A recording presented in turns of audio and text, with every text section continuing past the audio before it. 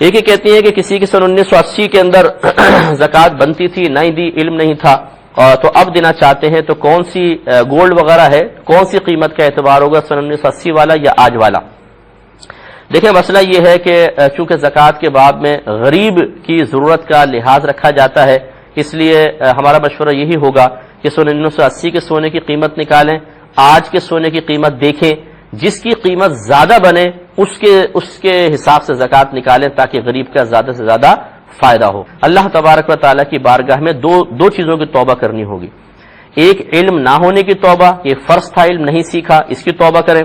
دوسرا تاخیر کی توبہ، کہ زکوٰۃ کی ادائیگی میں تاخیر کرنا مفتہ بھی قول کے مطابق، یعنی جس قول کو اہل اسلام نے اختیار کر کے اس کے مطابق فتویٰ دیا اس کو مفتہ بھی قول کہتے ہیں۔ مفتہ بھی قول کے مطابق زکوٰۃ کی ادائیگی میں تاخیر کرنے والا گنہگار ہوتا ہے، اس لیے اللہ کی بارگاہ میں توبہ بھی کیجیے۔